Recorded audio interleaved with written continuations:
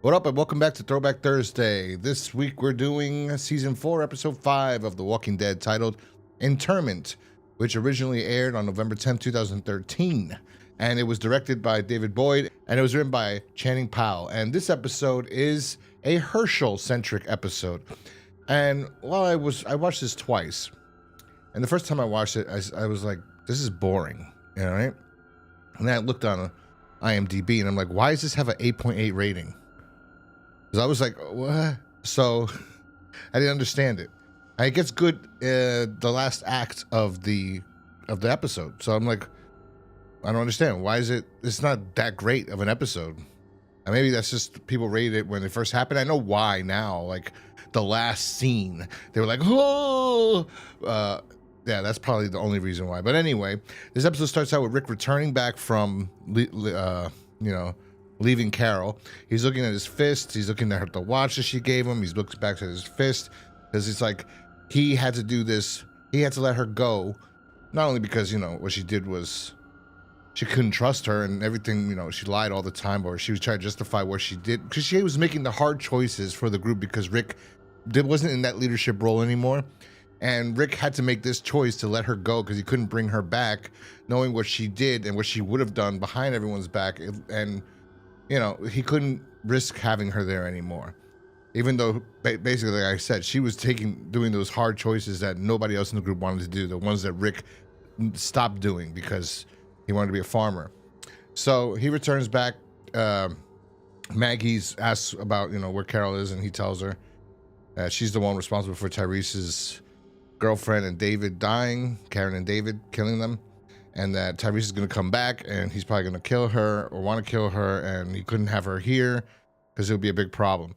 What I like how everyone's like later on, Rick tells everybody that what happened, and he's like, I have to talk to Daryl. Not Tyrese. Tyrese is the one you should want to tell first, right? I mean, you beat the shit out of him because anyway, I just found that ridiculous. But this whole episode is Hershel-centric episode of him trying to take care of the people that are in Cell Block A, the people that we didn't get to really know anything about any of them.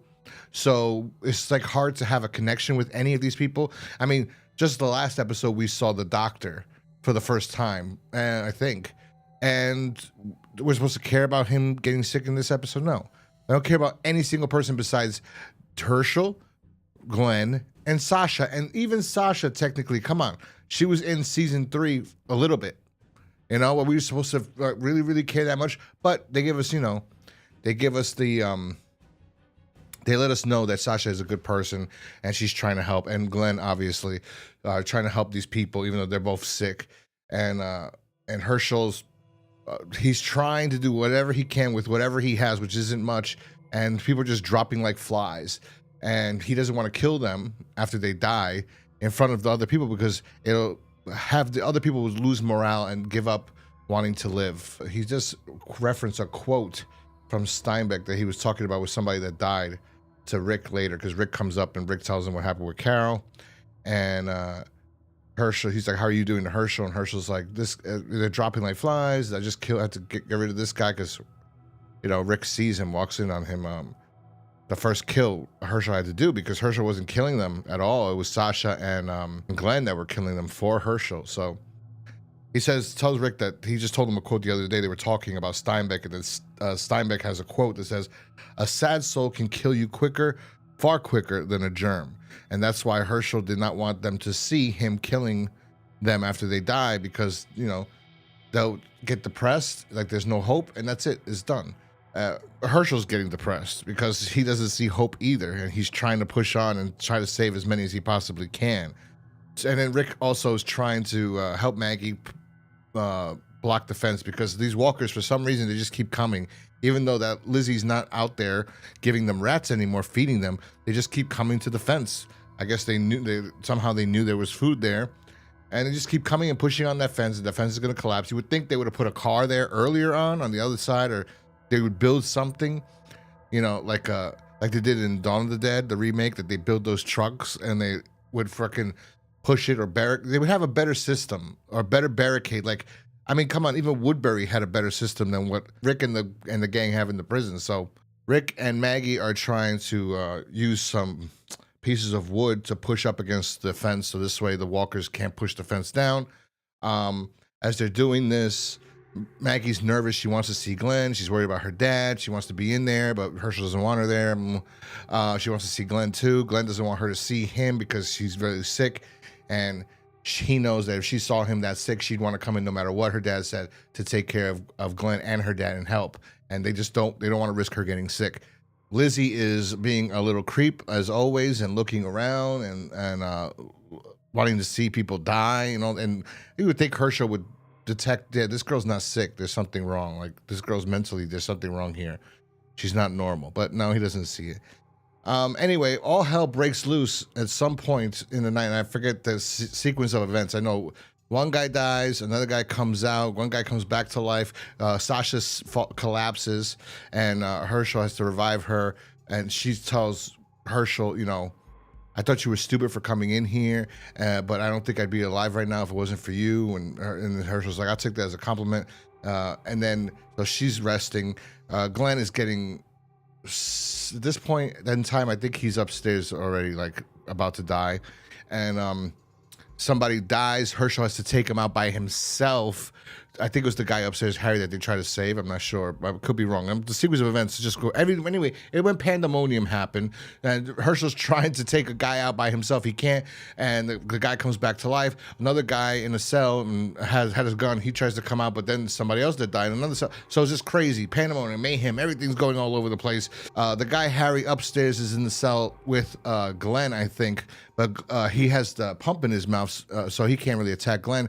But Lizzie, is egging him on, come here, but then he falls on top of her. Hershel runs up there, and they fall over the railing and they get on the fence. It's all crazy.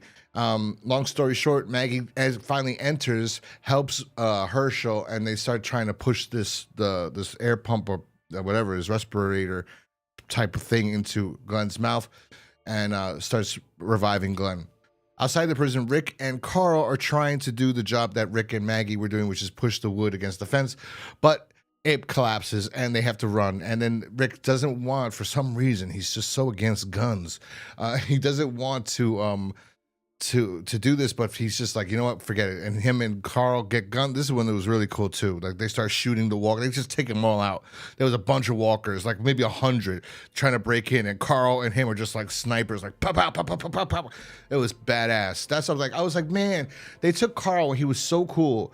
Like, at first he was an annoying little kid, right? Then they made him cool in season 3. Then they kind of ruined it, or they made him too cool or too cruel in a way in the end of season 3. But then they take it away in this, and then they give it back to him where he's normal, he's leveled, he's a little badass, but he's cool. And then they keep messing with the characters, but they take them all out. It was pretty badass. After everything is done, that's when Daryl, Michonne, and Tyrese come back from this, and Bob from getting the medicine. So they come in, and we see them giving Glenn medicine to revive him, and Maggie tells Hershel, "You did good, Daddy. Like, go rest now." And when Hershel goes to his cell, he just starts to cry because everything he did, what was it for nothing?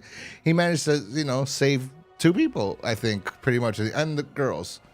No, only one girl. Because I don't know if Lizzie's sister was in the cell with her. She might have been. I don't know. I don't remember.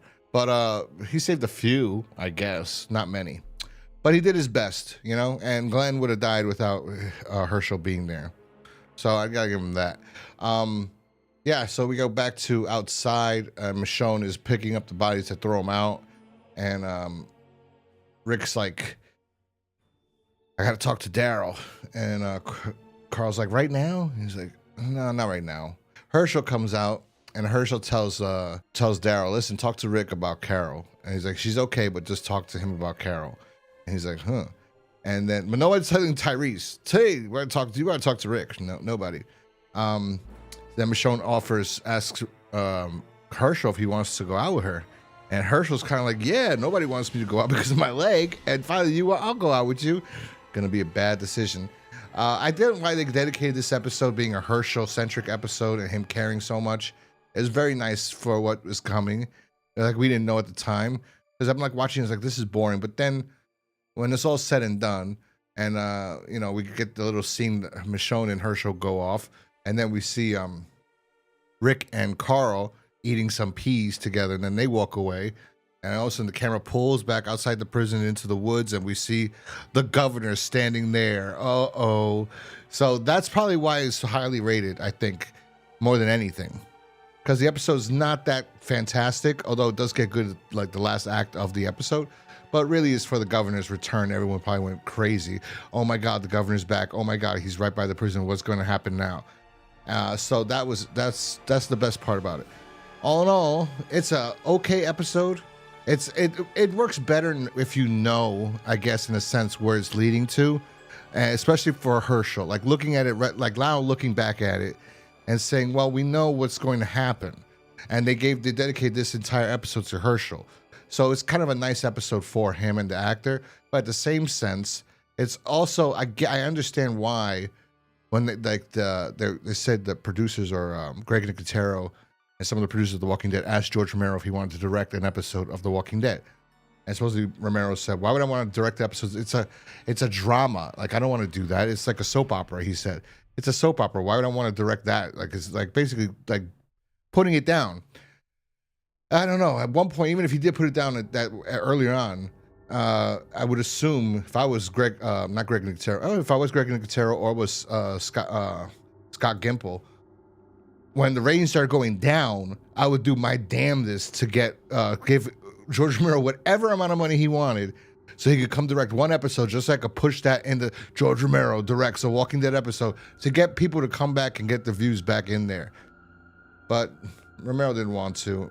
And he's kind of right. It was like a soap opera because this episode is kind of like, and a lot of episodes are like that, but some of them are like, have good subtext and good substance to them that it doesn't matter. This one, it's okay, but it's actually only better because of what's later on we know. Then you look back at it, but I don't think it's as highly rated as it should be. Over on IMDb, it's 8.8. That's very high. That's crazy.